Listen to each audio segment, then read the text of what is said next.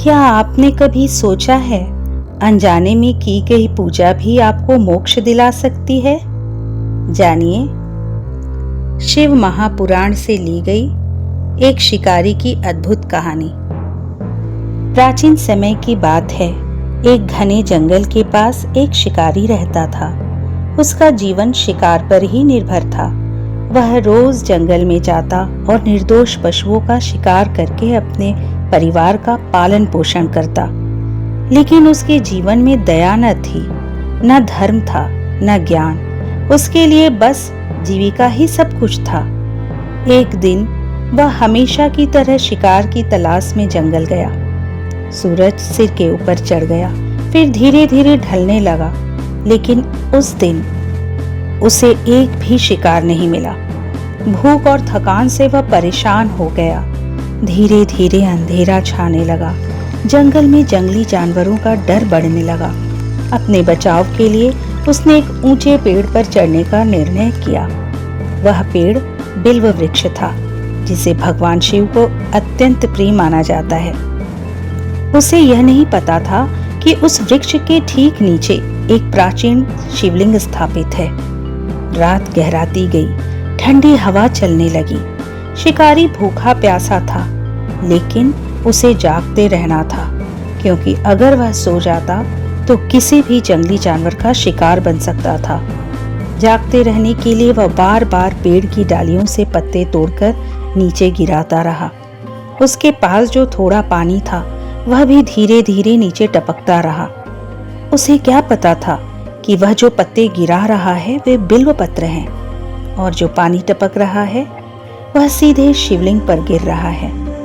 इस प्रकार अनजाने में ही वह पूरी रात महाशिवरात्रि का व्रत, जागरण और पूजा कर रहा था।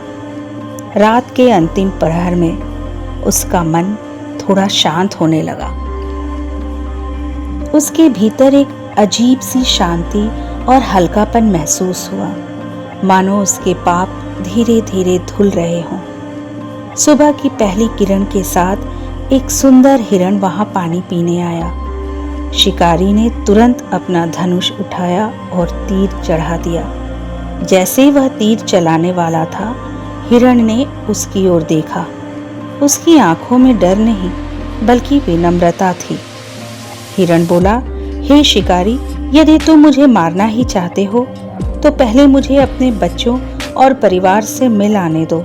मैं वचन देता हूँ, मैं लौट आऊंगा। शिकारी इस बात को सुनकर चौंक गया। उसने पहले कभी किसी जानवर को इस तरह बोलते नहीं सुना था। उसके भीतर कुछ बदलने लगा।